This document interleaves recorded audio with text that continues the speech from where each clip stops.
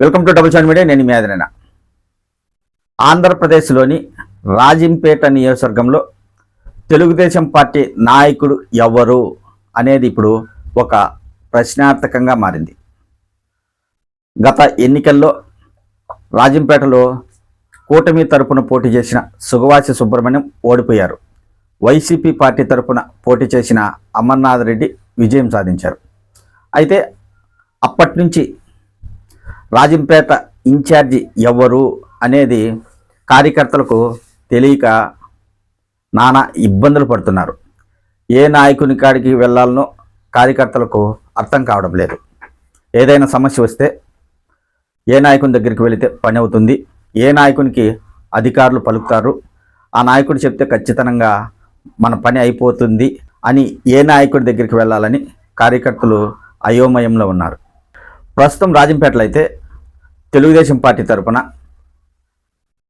ఎమ్మెల్యేగా పోటీ చేసి ఓడిపోయిన సుగవాసి సుబ్రహ్మణ్యం గారు, అలాగే బత్యాల చెంగలరాయుడు గారు, అలాగే చెమర్తి జగన్మోహన్ రాజు గారు, మేడ విజయశేఖర్ రెడ్డి గారు, వీళ్ళు నలుగురు తెలుగుదేశం పార్టీ తరపున యాక్టివ్గా ఉన్నారు.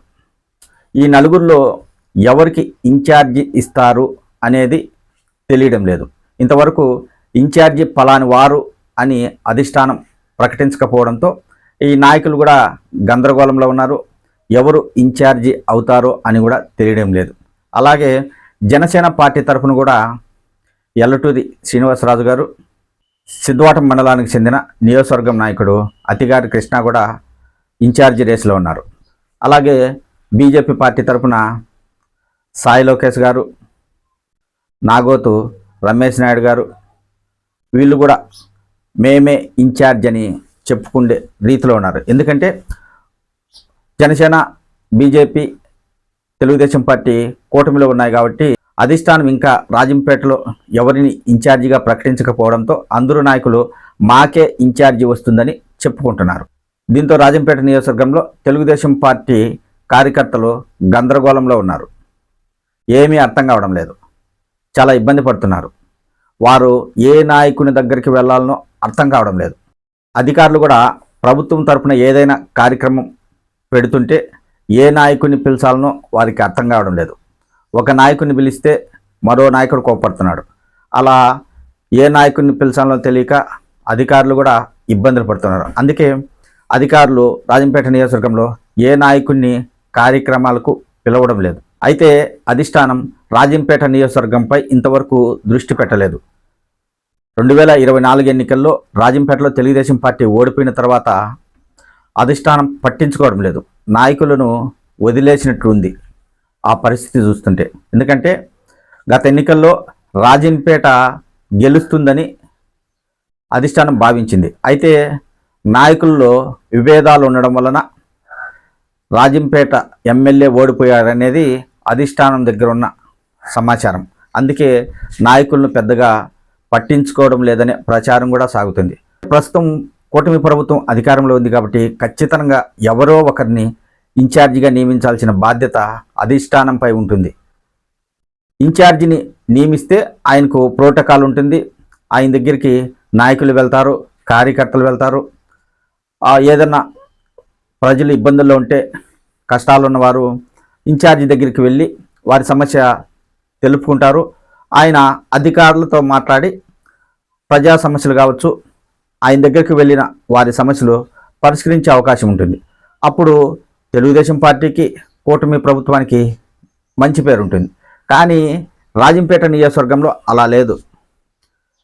చాలా అంటే చాలా ఇబ్బందులు పడుతున్నారు తెలుగుదేశం పార్టీ కార్యకర్తలు.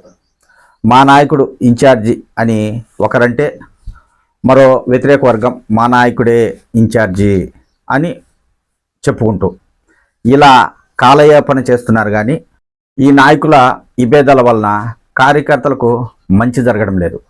దీంతో చాలామంది కార్యకర్తలు, మండలాల నాయకులు, గ్రామాల నాయకులు అసహనం వ్యక్తం చేస్తున్నారు.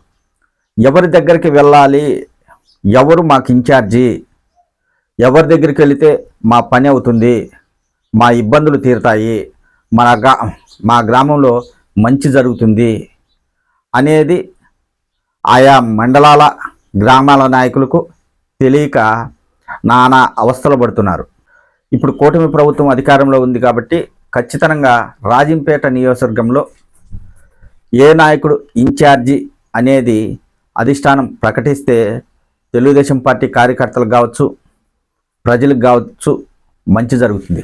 ఇలానే కొనసాగితే 2029 ఎన్నికల్లో కూడా రాజంపేట నియోజకవర్గంలో కూటమి నుంచి ఏ నాయకుడు పోటీ చేసినా గెలిచే అవకాశం ఉండదు. ఎందుకంటే ఇప్పుడు ప్రభుత్వం అధికారంలో ఉన్నప్పుడు ప్రజలకు కానీ కార్యకర్తలకు కానీ మంచి చేయలేకపోతే వాళ్ళు వచ్చే ఎన్నికల్లో ఆ నాయకుల వెంట ఉండలేరు కదా. కాబట్టి అధిష్టానం రాజంపేటపై ప్రత్యేక దృష్టి పెట్టి నియోజకవర్గం ఇన్ఛార్జిని తెలుగుదేశం పార్టీ తరఫున ప్రకటించాలని కార్యకర్తలు, అభిమానులు కోరుకుంటున్నారు. నియోజకవర్గం ప్రజలు కూడా ఇదే కోరుకుంటున్నారు. వారి గ్రామాలలో ఏదైనా అభివృద్ధి జరగాలంటే ఖచ్చితంగా ఇన్ఛార్జి ఉంటేనే అది సాధ్యమవుతుంది. ఒకసారి అధిష్టానం ఆలోచించాల్సిన అవసరం ఉంది.